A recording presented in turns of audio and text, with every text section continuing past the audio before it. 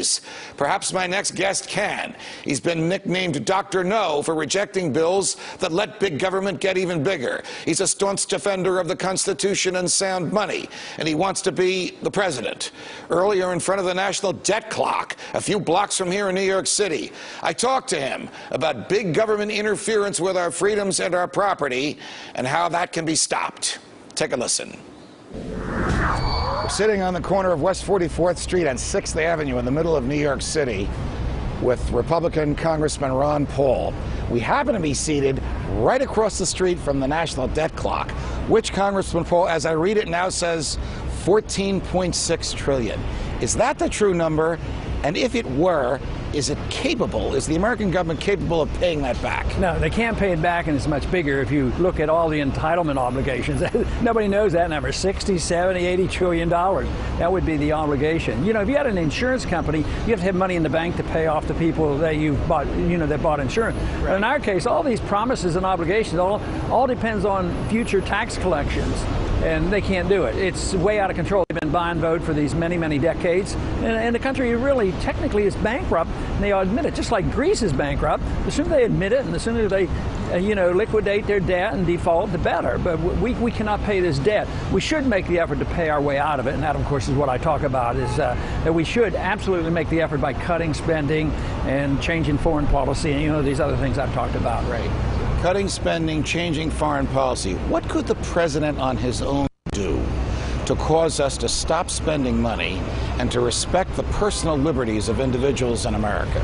Well, the president has a lot of prerogatives. First, he could use the veto pen constantly, and that would send a message to the business community that, the end is coming. We're not going to continue to spend like this. But he also could use the power of enforcement. I don't know why a president should feel obligated to enforce unconstitutional laws and regulations. He should just back off. Or even to spend money that he believes is unconstitutionally authorized. Yeah, and he spends money, of course, that he doesn't have. I mean, starting a new war like in Libya, didn't even have the courtesy of mentioning it to the Congress. I mean, that has to stop.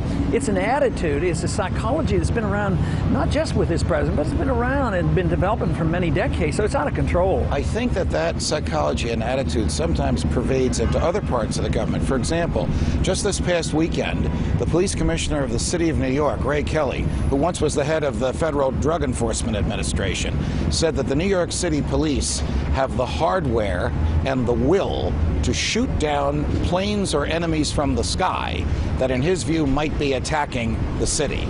Question: is it the job of the local police to be shooting down planes in the sky, no matter what evil they may think is coming from them? Can you use the word might? Yes. Might be. Might. Well, it sounds rather aggressive and abuse of power, scary.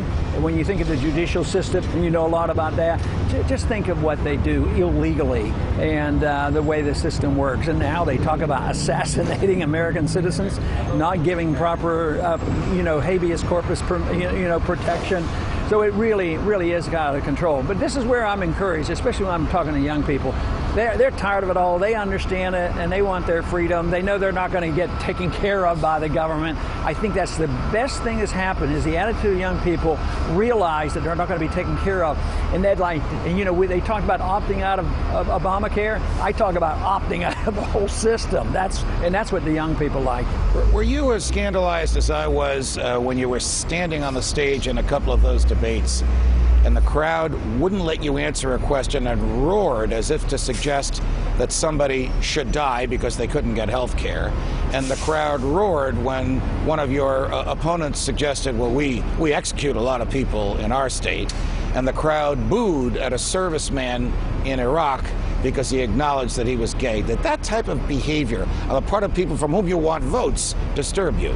It really does, and I try to, talk to myself and say hopefully it's not quite that bad, and I don't think it is, because at the same time I hear that, and this is a certain group that goes, to these debates, but when I go to campuses where the young people are thinking about liberty, they don't boo that stuff. They cheer my positions on this, that we shouldn't be talking like that at all.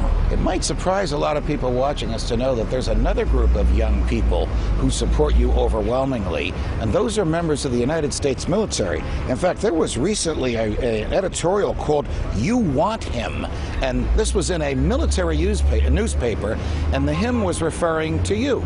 And in this editorial, it reflected that you get a larger percentage of political contributions from active duty and retired military than the other Republican candidates combined. How can that be? Are they telling us something? I think their lives are on the line, and they've been ripped off. They've been sent over. I was in the active military, then I was in the Guard. Right. But the Guard is supposed to guard us. Reserves are supposed to be there in case we were attacked. But now, the services are so worn down. They send some of these Guard units and reserve units overseas. They're worn out. Just think of nobody talks about the cost in human life. 8,000 Americans have died in these wars that are illegal and, not declared. 40,000 severe injuries. And all I do is talk about, look, if we need to defend this country, we do. I tried my best when I was in the military. Right. But we just can't continue to do that. I think the military liked the idea of somebody being cautious. I certainly was looking for somebody cautious in 1965 when LBJ escalated the Vietnam War. Right. I wasn't all that happy about that. So I can identify with why active military people are sympathetic to what I'm saying. As wrong as it was for George W. Bush to have invaded Iraq and Afghanistan, wasn't that evil compounded by paying for it on a credit card? Stated differently, in a year or so, we'll be gone. We'll still owe $2 trillion.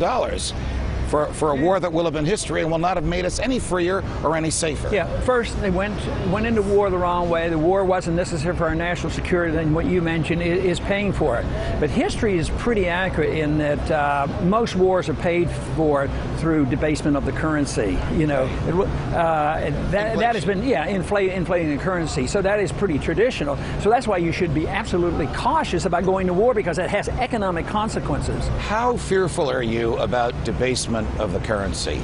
Great empires throughout history, which America aspires to be, wrongfully in your view and in mine, have collapsed when their dollars weren't worth anything, when people couldn't even buy food with the amount of money they had in their pockets or their banks or under their beds. Hundreds and hundreds of times in my lifetime, I could name a dozen countries that have gone through this. So it always happens. And this whole idea, what I'm surprised is how aggressively people defend paper. Like, paper is saintly. You mean you would attack the Federal Reserve and the paper standard? But most of those people have benefits that they're going to derive. You might be on the receiving end of those funds in the military-industrial complex or on the entitlement system, so they don't want those funds to be cut off. But do you think that if we keep up as we're doing, if the Fed continues to print money, if the government continues to spend trillions that it doesn't have, that our currency eventually will become so debased and a loaf of bread might cost $100? Oh, absolutely. I mean, just think if what's happened since 1971.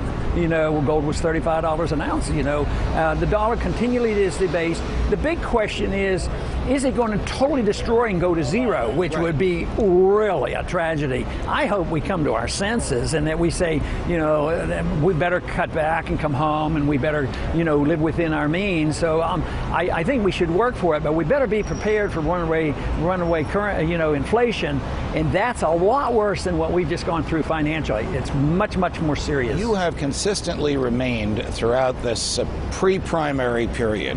We're now at the end of September. The first caucuses and primaries are in January and February. You have consistently remained between 10 and 14% of the Republican vote in all the polls. Whether people want to reveal the outcome of the polls or not, you are there. We actually saw a poll the other day in which you were second, and it said Mitt Romney first, Rick Perry third, Michelle Bachmann fourth. You only know how to count. Is the Republican Party starting to take you seriously? Do they recognize that your ideas and articulation of them have caught fire amongst young people, and even people my age, throughout the country? Yeah, I think so, and I think some of them worry about it. Maybe they don't want us to get that message out too strongly, but so they're sort of trying to water it down, and they take the message. That's not an unknown thing in history. Water down a message and take hold of it and say, I'm attacking the Federal Reserve, or something like that. that. But they don't really believe it. We've seen a little of that from some of your opponents who said, we favor auditing the Fed. They didn't say that 4 years ago. Well, that's a good sign. And some of them are saying, well, maybe it's time we ought to think about bringing those troops home from Afghanistan. Yeah, it's about time we started thinking about that. Before I let you go, what are you doing here in the middle of New York City? Oh, don't ask me that. I don't know. Why would I come here? No, I'm going to be on a show tonight. I don't know whether I can mention that show or not. Oh, you can mention that show because he's very fond of you and of your night watchman chatting with you. I think his name is Stewart, John Stewart, or something like that. There you go. I don't know. Comedy Central, I'll say. Yeah, okay. You've heard of that show? I have, yes. Well, I wish you the best of luck there, and it's a pleasure chatting with you. Congressman Ron Paul, back to me in the studio.